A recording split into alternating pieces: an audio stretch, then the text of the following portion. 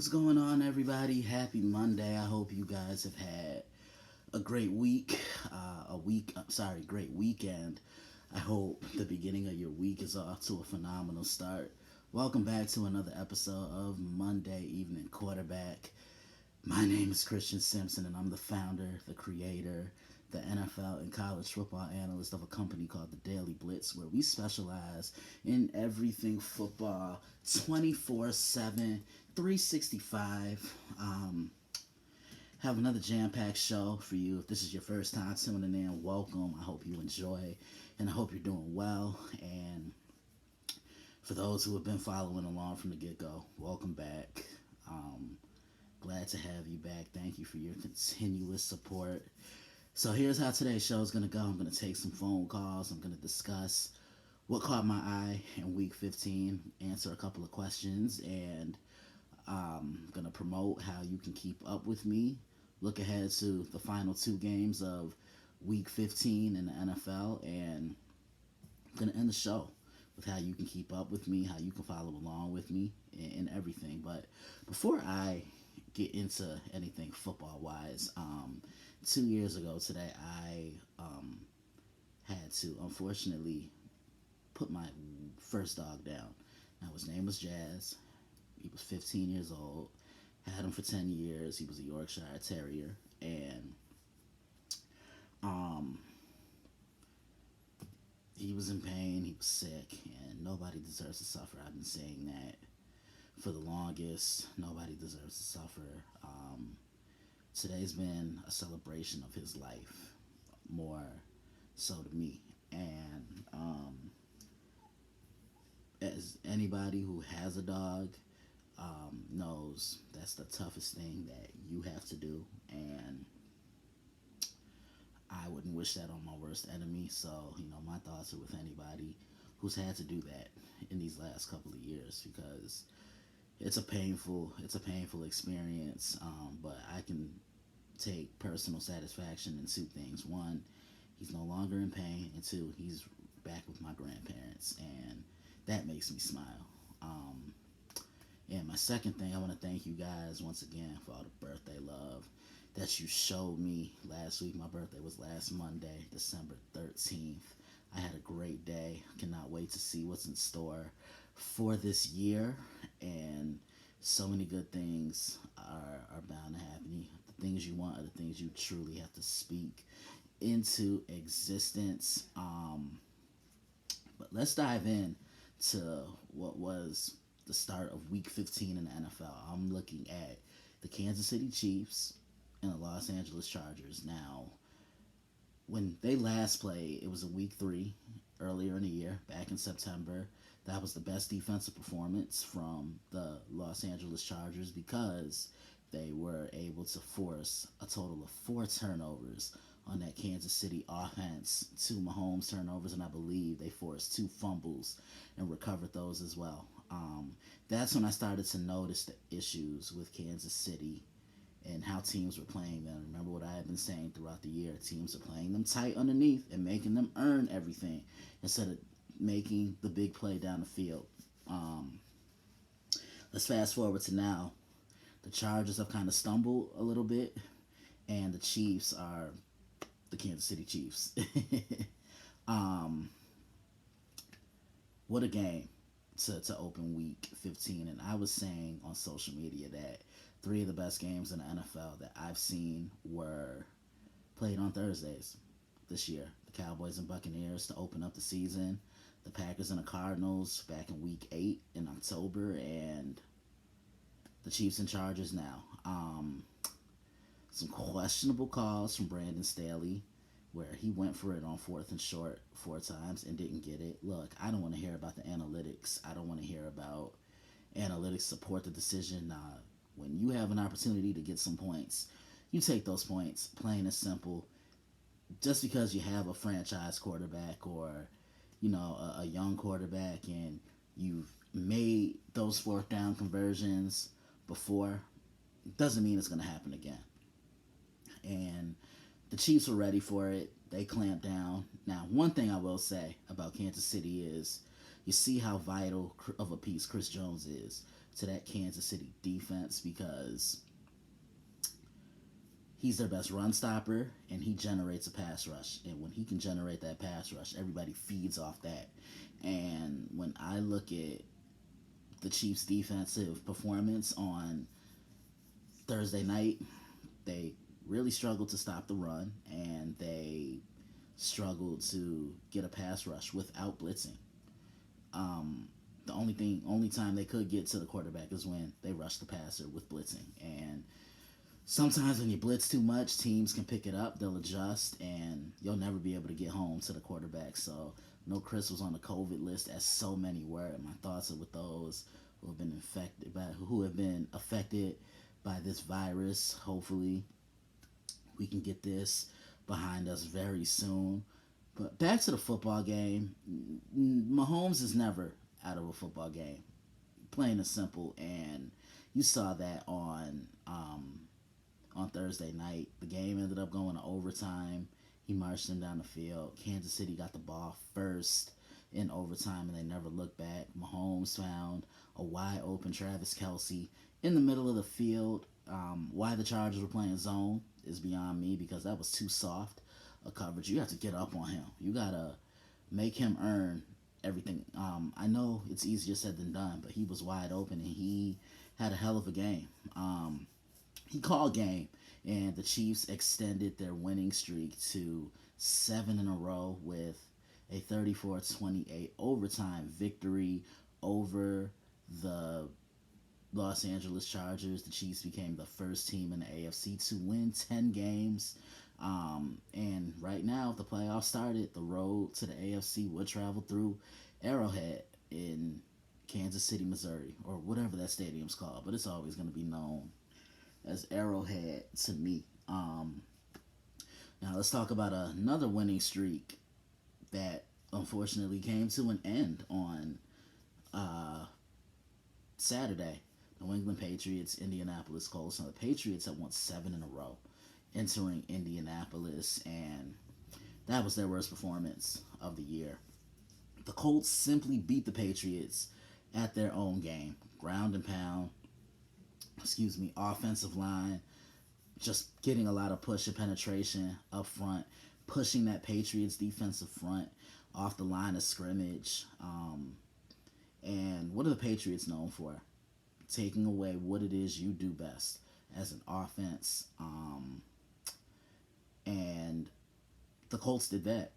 They limited the run, and they put that game in the hands of Mac Jones. Pretty much said, look, you're going to beat us by throwing the ball more than 3 times. And they made Mac look like a rookie. Now, one thing I have to say about Mac is he was getting trilled in that game. He was taking hits left and right in every angle.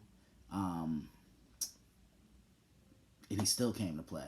And you got to tip your cap to him for that, because that's tough to do when you have some of the fastest people in the world coming at you and just laying hits on you and putting the wood on you. Colts ended up winning that game by a score of 27-17. Now, the key was Carson Wentz. If he throws the ball 35 or more times, the Colts lose. If he throws the ball under 35 times, the Colts win. He only threw the ball 12 times. They were able to run the football. And Jonathan Taylor, he's been automatic this year. To me, he moved up as the favorite to win league MVP because he put up 170 yards on 29 carries against the number 1 ranked defense in the National Football League. If that doesn't speak volumes, I don't know what will. But New England, 9-5 right now. Buffalo got a win yesterday. Those 2 teams play next week, a game I will be previewing on the website. Cannot wait to see the adjustments Buffalo makes. Buffalo actually attempted to run the football yesterday. Devin Singletary had 86 yards rushing. And you gotta love it, because called them out for their lack of a running game.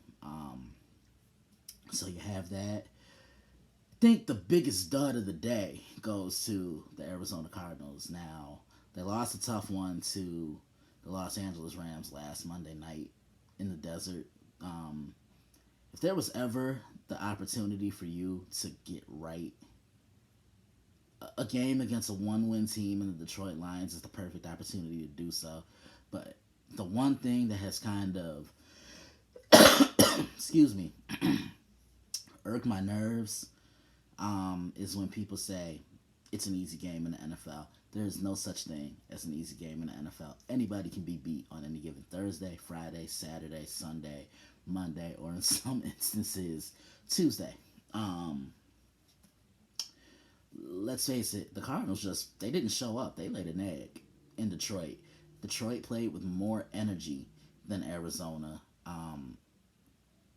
Kyler Murray was pressured. I know there's no DeAndre Hopkins, but that's still no excuse. You still have to win the games. You know you're more than capable of winning, and they didn't do that. The Cardinals just looked lost, and I truly feel they underestimated the Detroit Lions. They felt they could just show up because they were the far more superior team, and you can't do that. Remember when I was playing, our coaches always told us, doesn't matter what a team's record is, you're going to get their best. Regardless, do not underestimate an opponent, and that's exactly what the Arizona Cardinals did yesterday. But give the Detroit Lions a lot of credit. I really like how they play hard for Dan Campbell. They're really running through brick walls for this man, and you have to love it. I know the record isn't what they would want it to be, but who knows? You get a couple of good solid draft picks. Maybe Dan Campbell can get this team right, but they play hard for him. They've just been on the losing end of many games, on the losing side of many games, and they could have more wins than the two that they have right now. But yeah, unacceptable for the Arizona Cardinals. You've been in control of this division for most of the year, and now you're fighting for it. The Rams are knocking. They're knocking at the door right now, and I still have the Rams winning this division. I think they can win it. They have to take advantage of opportunities because Arizona's reeling right now. Let's go to Pittsburgh. Tennessee Titans, Pittsburgh Steelers. Anytime these two teams play, it's always a close, physical, defensive battle. Both these teams are very blue-collar football teams, and these teams have a history. Remember a game in 2008, Titans blew out the Pittsburgh Steelers, clinched the 1 seed in the AFC playoffs, and remember Keith Bullock taking a terrible towel, throwing it on the ground, and just stepping on it, or he was cleaning his cleats with the terrible towel. Now, ever since then, the Steelers have owned every matchup in this series. These two teams played last year, and the Steelers won that one. But coming into the game, I trusted the Steelers a little bit more than I trusted the Tennessee Titans, which really isn't saying a lot because the Steelers' offense has been so up and down this year. They're still struggling to run the football. Ben Roethlisberger is throwing the ball too many times for my liking, and defensively, they've been up and down at times. I mean, they've been known to give up a couple of big runs here and there. Joe Mixon ran through them a couple of weeks ago, as did Dalvin Cook. Well, Dalvin does that to a lot of people. He's one of the 5 best running backs in the National Football League. But I don't trust the Tennessee offense, and ever since the game against the Rams, they've looked lost. They had to beat the Saints with defense. They struggled against Houston. They didn't look good in New England, right? Didn't look all that great against Jacksonville. Should have won that game by more than the 20 points that they did. And Tennessee just couldn't take care of the ball yesterday. That's why Pittsburgh won that game, because they were able to create turnovers and put their offense in the best opportunity to push the football down the field. The Steelers, that's a big win for them because they're still on the outside looking in of the AFC playoff picture. When I look at the Steelers, the formula is going to have to be simple. Run the football, lots of dink and dumps from Ben, and everything else will kind of open itself up because Ben just can't take games over like that. He doesn't have the arm strength, and when he's hit and when he takes those hits, it takes him forever to get up. He looks old in the pocket. I mean, I know he is older and he's expected to hang it up at the end of this year. I'm kind of getting those Drew Brees, Peyton Manning vibes like I did when those two legendary quarterbacks retired. I can say the same about Ben. He's had a great career. He's a first ballot Hall of Famer. He surpassed his draft classmate yesterday for fifth all time on the all time passing yards list. I'm talking about Phillip Rivers, who retired last year. Yeah, the Steelers have a big game next week against those Kansas City Chiefs that I mentioned at the beginning of the show. Another one I will be previewing, as my guy on the Prime, David Hoffman, always says, shameless plugs. With that being said, I'm going to get back into what caught my eye again in week number 15. But in the meantime, why don't we go to the phone lines? Let's hear what some people had to say. Caller, you're on with the analyst on Monday Evening Quarterback. How can I help you today? Man, I just wanted to talk a little bit about some NFL.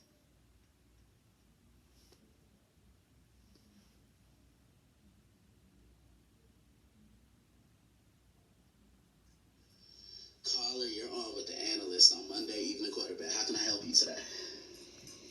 Man, just wanted to talk a little bit about some NFL football with you. Okay. College football as well. Okay. But first, before we get into that, who am I speaking with? You are speaking with Dennis Williams. What's going on, Dennis? How you doing today? Man, I'm doing all right, man. Just out here in LA, just taking care of some business. Oh, man, I got a West Coast caller. Okay. Yeah. All right, so what's on your mind?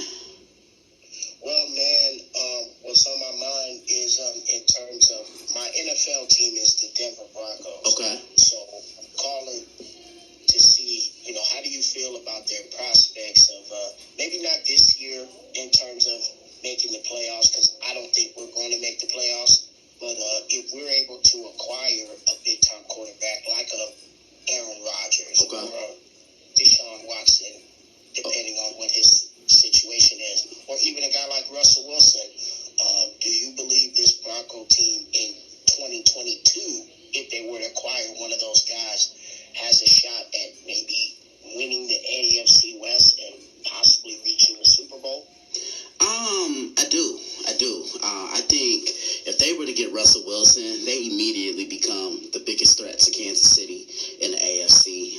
If they get Aaron Rodgers, they're a Super Bowl team. And I can say the same about Russell Wilson as well, because he's a Super Bowl caliber quarterback. You see what I'm saying? And then Deshaun can elevate your entire franchise. I mean, he somewhat put Houston back on the map for a couple of years. It just, it's tough that they never really put much around him. You trade away his best receiver, but the combination of Deshaun Watson to Tim Patrick or Cortland Sutton or even a Jerry Jeudy, like, that's scary because everything in Denver is there. They can run the ball. They have a solid offensive line. The defense, I think, is going to be really good for years to come. You already have a cornerstone in Patrick Surtain II, but the only thing that's been holding them back has been quarterback. And they've had what I call a rotating carousel of quarterbacks. Since Peyton Manning retired, and where did Peyton just go last August? The Pro Football Hall of Fame. So with that being said, that's the only piece of the puzzle I feel they're missing. But if they were to acquire one of those guys, they immediately become a playoff team. Yes. Yeah, they immediately become a playoff team. What else you got for me, man? Man, they're four finalists for the Heisman Trophy.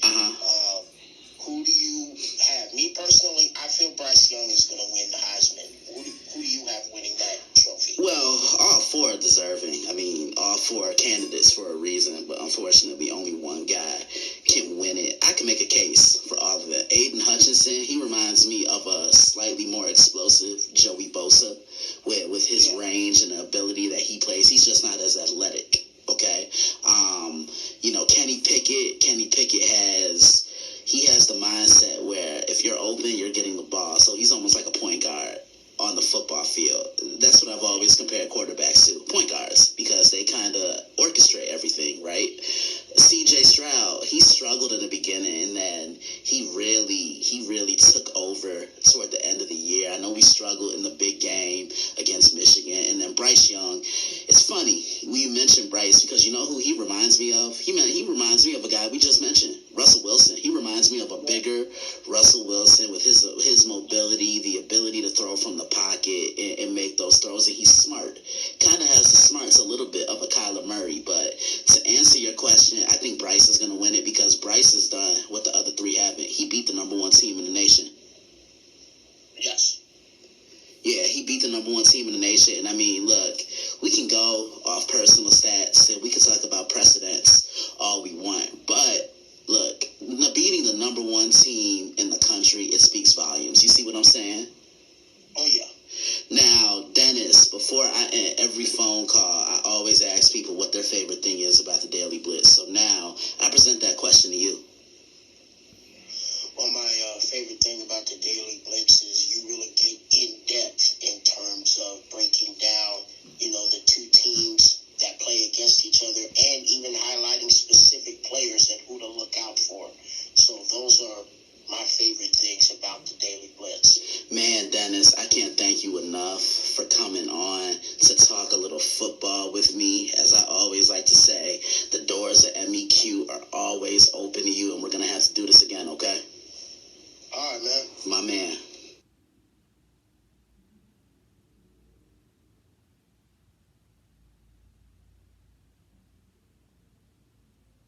Analyst, how can I help you? Back to the phone lines right now. Caller, you're on with the analyst. How can I help you? Hey, Chris, wanted to know about the Las Vegas Raiders. Clearly, They don't have John Gruden coming back next year. Who should they bring on as their head coach next year? Do you think Dabo Sweeney's going to be a good option, or do you think they should stick with something already in the NFL? So, one, this voice sounds awfully familiar. Is this Professor Buckets himself? This is Professor Buckets. That is the truth. Guys, let me tell you about this guy. This is Paul Shivari that I have on the line. Without him, you would not hear me on WCPT 820 AM in Chicago. That's a sports cubicle. So this is the man behind that, and I'm just glad to have him on. So you're asking about the Raiders head coaching search. I would stick in the NFL. I mean, you can go the college route if you want, but, there's so many potential candidates in the NFL. Like, I think Eric Bieniemy would be great in Vegas. He should have been a head coach 8 or 9 years ago, and I've heard nothing but positive things about Eric. I haven't heard one bad thing about him. Even to this day, Alex Smith still persuades people that he should be a coach. Now, you could go Brian Dable, the offensive coordinator of the Buffalo Bills. He's done some wonders out there in Orchard Park when they want to play. You could look at potentially maybe Josh McDaniels, but then again, I don't know if I trust him because you remember what he did when he was the head coach of the Indianapolis Colts for a day. So the possibilities, I think, are endless, Paul, but I think they're going to find the right candidate. Follow-up question then. So okay. You named off some offensive guys. It's going to be Derek Carr's last year under his contract next season. Should they look into extending him, or do you think it's time to move on? Nah, I think you extend him. He's had the best year of his career since 2016. I thought he should have won MVP that year, but he unfortunately got hurt. But I'm not looking at it from a football standpoint. I'm looking at it from a leadership standpoint. You saw what happened with John Gruden. You heard about what happened with Henry Ruggs, and he's just really taken the reins of this organization and really become a leader. And I'm proud of him. It's been great to see he's really matured as a football player. This team goes as he goes. And if you do get rid of him, who are you going to get that's better than him? Yeah, that's a good question because I like him. I think he's always in the top 10 for quarterback rating, even though he's always coming in at 9 or 10. It's hard to find a good quarterback in this league, so why get rid of something good when you've got something good going on? Exactly. So I think they're going to extend him, and he's played well, and he's deserved it. What else you got for me, Paul? Oh gosh, let's see. Let's see if we can throw a college one at you. Okay.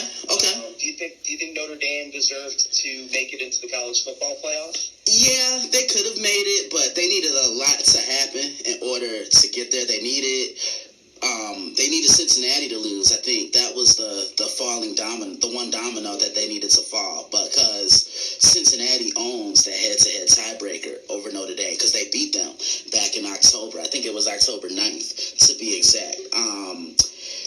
It's tough having a one-loss team out of the playoffs, but this is why I'm going to keep saying it. Even though I'll sound like a broken record player, you must extend the playoffs to 8 teams, because there are going to be some teams who were really good that have really good records on the outside looking in. And it's unfortunate that it's come down to this, but Notre Dame's going to be fine. I know they just lost Brian Kelly. They hired Marcus Freeman, which I thought was a phenomenal hire, and this program's trending in the right direction. All right, I'll switch it back to the NFL for one more. Okay. Who's the team that's maybe on the outside looking in at the playoffs hunt, as we're talking, that you think might surprise some people? I'll say the Indianapolis Colts, because they're built to play well into January. They have a physical, stingy offensive line, which I think is the best offensive line in the National Football League. Quentin Nelson is the best offensive lineman, period, in the NFL. Carson Wentz is starting to play really well. He's settled in, but this offense goes through one guy, Jonathan Taylor, and I think you know my rule. You better have game if you have 2 first names. It's only right. They have a defense that can travel. This team is built to play in cold weather. I mean, look at what they did a couple of weeks ago in San Francisco in that monsoon. They played defense. They were able to force takeaways. So that's one team. The other, I just said, perfect segue, the San Francisco 49ers, especially if Deebo Samuel is playing, because I refer to him, Paul, as the Joker of this offense, because he can do a wide variety of things. He can line up in the slot. He can line up wide. He can line up in the backfield. And wherever you put him, he's productive. And that's what you want in a football player. And San Francisco has a good front 7. They have a good front 7, and they can run the football. So I kind of gave you 2 answers there, bud. Hey, I'll take it. I'll consider that a bonus. Now, Paul, before I end every phone call, I always ask people what their favorite thing is about the Daily Blitz. So now I present that question to you. What's your favorite thing about the Daily Blitz? I just love that it's your style, like you've got your voice, your style. Like when I read it, I can definitely read it in your voice. It's all natural, and it provides great insight while still giving you just some unique flavor to it, and just some raw honesty. Paul, I really appreciate you stopping by to talk to me. As I always like to tell people, the doors of MEQ are always open to you. Anytime you want to come on, let me know. We will set it up, and have a great one. Man, hope you're doing well. Always good to talk to you, and we'll have to do this again, okay? Hey, likewise, Chris. You're welcome on my show anytime. Thank you, sir.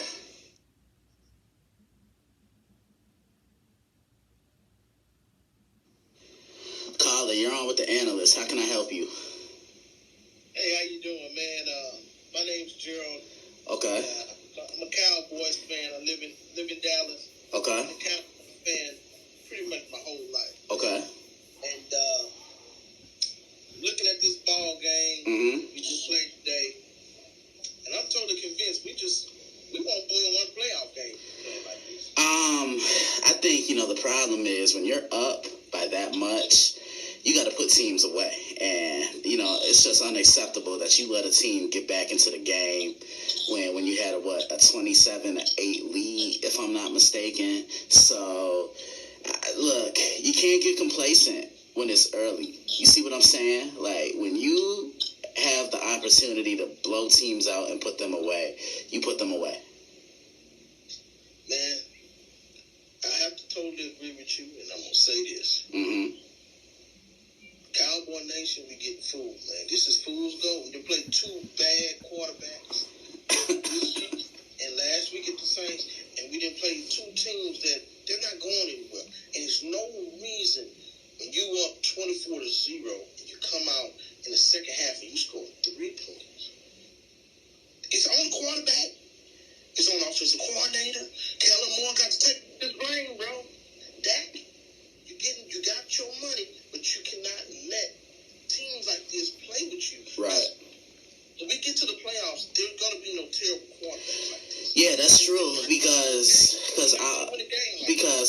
say this, you're not going to beat Rodgers playing how you did today. You're not going to beat Brady playing like this today. You might not even beat Kyler Murray playing like this. No. And I'm going to tell you something. The defense did what they were supposed to do. Absolutely. The turnover, sacks. I'm looking at this thing saying, Dak, you want all this pressure. And it's what's making me even more crazy as a fan. I've been around enough to see the Romo years. We're turning Dak into Tony Romo. We think that he's something that he's not. And you know what's funny? It's funny you say that, because I even saw somebody on social media say, "Hey, Dak Romo, is that you?" I'm gonna tell you something. That's what I've watched. I've been a fan of this team long enough to see. We've abandoned the run game. Right. Don't have our tackles in. The tackles got hurt in the third quarter. One guy ejected, one guy hurt. Yeah. I saw it. Thinking we can still play the same way that we've been playing instead of adjusting the game plan. Right. And that's why I said Kellen Moore has to be. This is his third year. Man. Right. He's not just start calling plays this year. Right. I don't know why people talking about some boy genius. He does not make in-game adjustments to what the defense is doing. This is awful. Dak is throwing balls blind. I don't know what he's doing. He's taking sacks when he's not supposed to. It's ridiculous, man. And Yeah. it's good to get a win, and it's good to know we're gonna win a division. We should win. Mm-hmm. We play the Rams in the first playoff game. We're gonna get smoked by 10 points. Hey, I mean, look. At least, a lot of fans nowadays try to glamorize things left and right, and try to paint over the glaring holes, but at least you're keeping it real. Now, Gerald, before I end every phone call, I always ask people what's their favorite thing about the Daily Blitz. So now, I present that question to you. What's your favorite thing about the Daily Blitz? I think you guys do a good job to get some good content, man. And you make sure you give pretty good facts, some good insights. So I definitely enjoy it. And it's a good read, definitely a good read. Man, I appreciate you for coming on, Gerald. We're gonna have to do this again, and the doors of MEQ are always open to you in case you want to come back on. Okay? Yeah, definitely, man. I'm mad, but still we them boys. Still them boys. But we got to do better than this. Man, I love my phone calls, and I love anytime I get to interact with people so they can come and talk about things football wise. You probably are listening to that and you're probably wondering, can that be me? Absolutely, it could be you. Email me, c.simpson@thedailyblitz.blog. In the subject line, put the three letters MEQ, Monday Evening Quarterback, and tell me you want to come on the phone. You want to be a phone caller? We'll set it up. We'll pre-record it, and then I'll play it just as I did those phone calls. Now, there's a couple more things I wanted to get into regarding Week 15. Prayers out to Teddy Bridgewater. He took a scary hit yesterday. And this is a guy who's been fighting to stay on the football field for the longest. We never thought we'd see him play again because he suffered a pretty bad knee injury in 2016. But he fought back. He's here, really pulling for him. One of the good guys in the National Football League. Bengals beat the Broncos yesterday by a score of 15-10. Now, one of the more entertaining games of Week 15 was the Green Bay Packers and the Baltimore Ravens. This was supposed to be the matchup of Aaron Rodgers and Lamar Jackson, the last two league MVPs. Lamar was unfortunately ruled out with an ankle injury. Tyler Huntley once again came to the rescue. Now, I like the Packers. I really do. Aaron Rodgers is just so much fun to watch. Past his prime, but he's still getting the job done now. This offense is gelling. I think Matt LaFleur is becoming a really good coach. All 3 years he's been there, they've won the NFC North. As much as their defense has improved, I can't trust them because I look at their defense and they play defense in spurts. They look good in the first half. Baltimore, give them credit, made adjustments. And the Packers look flat in the second half. Baltimore got back into the game. The score is 31-30. Call of the game. This is the game right here. John Harbaugh elects to go for it instead of kicking the field goal with Justin Tucker, who is, I don't know, the best kicker in the National Football League right now, right? Decides to go for it. Now, look, if you have Lamar Jackson on the field, I can understand you going for it, but Lamar wasn't there. Take the points. It's not guaranteed that you're going to get the 2 every single time. Take the points. Baltimore lost a heartbreaker, 31-30. They've lost 3 in a row, but still are in control of the AFC North for now. And they have a big game coming up on Sunday against those Cincinnati Bengals, the team I just mentioned. That's a huge game. Another one I will be previewing. Shameless plug number 3. You knew it was coming, baby. You knew it was coming. But the biggest thing outside of what the Colts did, let's talk about the New Orleans Saints playing the Tampa Bay Buccaneers. Divisional showdown. Ever since Tom Brady signed with the Buccaneers, he has not beat the Saints in a regular season. He is now 0-4 against them. Has the one playoff win over them last year, but that's the playoffs. We're talking about the regular season right now. Now, I had Tampa Bay winning this game, but I have been saying, I said it on Twitter and I said it on many of the other shows I contribute for. The Saints were not going to make it easy for Tom Brady and the Tampa Bay Buccaneers because they have the defensive formula to stop him. And you guys have heard me give out the philosophy on how to stop Tom Brady. You have to rush up the middle. You have to make him move in the pocket. Give him a couple of remember me hits, as Cole Johnson told me this morning. Your secondary must be toe for toe and step for step with his receivers, and you take away the middle and force him to throw over the top, over the numbers. So the Saints did it a lot yesterday. They would sit guys in the box as if they were going to show blitz. They would drop back.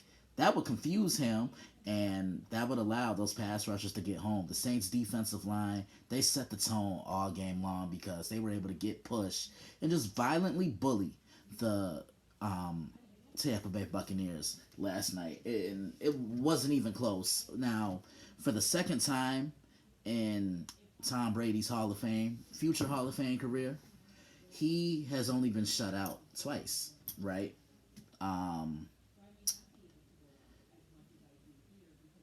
The first time he was shut out was 2006 against the Miami Dolphins, who were coached by Nick Saban.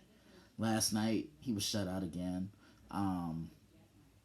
The Saints did win that game by a score of 9-0. It truly was a defensive battle. Taysom Hill made a couple of nice throws, but the Saints defense, they were the true MVPs of that game. Cameron Jordan got his 100th sack, and it's only fitting that it came against Tom Brady. Unfortunately, the Buccaneers suffered a couple of injuries. Mike Evans left the game with an ankle injury. Leonard Fournette was injured, but I think the biggest news, Chris Godwin, he will miss the rest of the year with a torn ACL. I'm actually about to give my thoughts on that as soon as I'm done recording this. Football is truly starting to heat up right now, week 15, and I love it. This is what you want to be tuned into. Now, a couple of games were rescheduled because of COVID. The Raiders played the Browns tonight. The Raiders did end up winning that game by a score of 16-14. Browns dropping the ball, but they were without quite a few guys. Let's cut them some slack. Minnesota Vikings are playing the Chicago Bears right now on Monday Night Football. I think Minnesota wins that one. Then tomorrow, we have the Washington football team and the Philadelphia Eagles, one I previewed last week on the site. I think the Eagles win that game. I think the running game is going to be too much for the Washington defense. And then the Seahawks and the Rams. The Seahawks won't have any answer for that Rams offense. I definitely like the Rams in that one. With that being said, this is normally the time when I answer questions. I ain't got none. So I'm gonna end the show right now, guys. Thank you so much for tuning in. Time, it truly does go quickly, and um, it's a beautiful thing. I hope you guys enjoy this episode as much as I have fun recording it. As always, I like to give a couple of shout outs. Of course, my incredible family, my beautiful mother, love her so much. I'm not here without her. I'm not doing this if she doesn't bring me into this world. So, I will forever appreciate my mother, my beautiful sister Taylor, who just turned 23 years old. So proud of everything that you've accomplished. I am always in your corner. My son, better known as my dog, Siebes, my dad. Can't wait to send this to him so he could check this out and tune in. My other siblings, Sean, Janice, some of my closest friends, Robert Butler, Jason Tyree, Kimmel Fryer, Candace Carter, Tanisha, Corey Harris, Deshaun Elliott, Josh Johnson, um, Alex Bennett, Rob Carter, Mike Griffin, um, my other boy Alex, my boy Dominique, or as he goes by, Sad Days. Make sure you follow him, by the way. And then I want to give a huge shout out to my co-analyst, the one that I refer to as Coach Cole Johnson, and our moderator D. Always love talking football with those two guys, and you always learn more from guys who are older than you because they've seen a little bit more, because they have a little bit more age, wisdom, and experience. How can you keep up with me? Log on to the website, which is thedailyblitz.blog. Follow us on Twitter at dailyblitz_61. Like the Facebook fan page. Go to facebook.com and in that search box type in The Daily Blitz and hit the thumb. Like our Facebook fan page and follow us on Instagram, which is at the Daily Blitz _61. How can you keep up with me through the airwaves? Every Monday evening quarterback coming to you. Subscribe to our YouTube channel, which is the Daily Blitz. Usually on Mondays, I'm recording the Prime, but we pushed it back this week. It is a holiday week. I'll be on a Prime tomorrow and Wednesday. Also on Wednesday, well, let me go back. You can catch me on a Prime with David Hoffman, TJ Hopkins, Israel Rivera, and Matt James. Usually every Monday and Tuesday, but we pushed it back due to the holiday week. Tomorrow and Wednesday, I'll be on the Prime, looking back at week 15 tomorrow, looking ahead to week 16 on Wednesday. Every Friday, you can catch me on College Football Showdown with Matt James, Israel Rivera, and when he wants to show up, TJ Hopkins. Every Sunday, you can catch me on the Sports Cubicle on WCPT 8:20 a.m. in Chicago, Illinois, with Devin Single, Paul Shavari, Michael Angelo Mercado. Love those guys. Love everybody that I'm able to contribute for, current and past. Make sure every Sunday on Instagram you catch me on my little IGTV series show called What's on Tap, where I look back at what caught my eye in the NFL and look ahead to what's on tap in the NFL or college football coming up on the day. Guys, I can't thank you enough for continuously supporting me. Happy holidays, Merry Christmas. Let me be the first to wish you that. I will be back here next Monday, God willing. Enjoy these next couple of days of football. Enjoy some great time with your family, good food, fun, and I will see you guys next week.